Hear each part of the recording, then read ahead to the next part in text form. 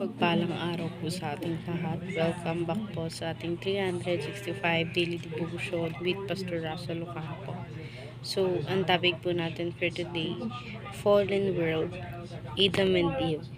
Siyempre, patuloy pa rin po tayo sa ating Bible Character Edition.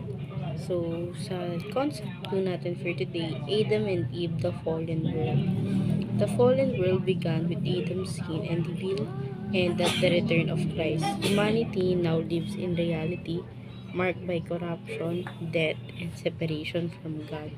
Yet, from the moment of the fall, God initiated redemption. This redemptive work unfolds in two stages.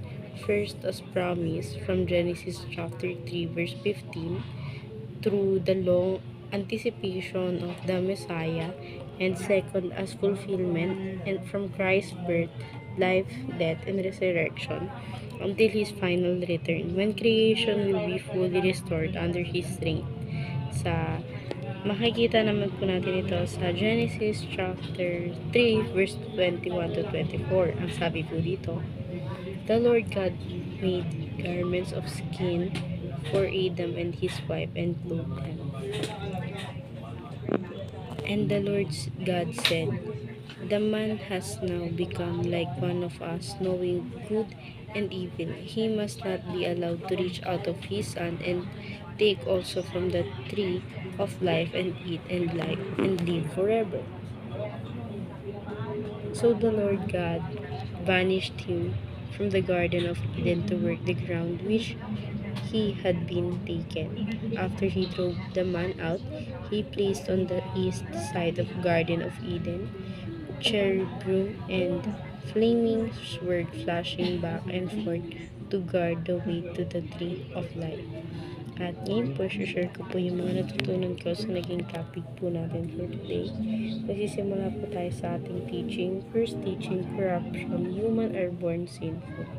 So, sa pagiging corrupt pa lamang ng ating mga opisyal or ng kahit sinong tao dito sa mundo natin, sa pamagitan nun, ipinanganak ka ng napakamakasalanan. The second teaching naman, chaos, human distribute, order, and peace. So, dito sa chaos, binigyan ng Diyos yung mga tao ng order na kung saan kailangan nila mabigay yung peace ng bawat isa. Sa third teaching naman natin, curse, human subjected to suffering. So, sinabi rin dito na yung tao is meron siyang curse. And syempre, pinaparusahan yung mga tao sa pamamagitan ng curse na yun. So, dadako tayo ngayon sa ating application. First application, accept human suffering as part of the Christian life. So, ikaw, sa buhay mo, kailangan mong i-accept yung paghihirap sa buhay na meron ka kasi parte siya ng pagiging Christian life mo. Sa ating second application naman, aim for God's glory by living in peace, Christ-centered life. So, i-aim natin sa sarili natin yung pag-glorify ni God sa buhay natin. At syempre, yung pagiging Christ-likeness ng buhay natin.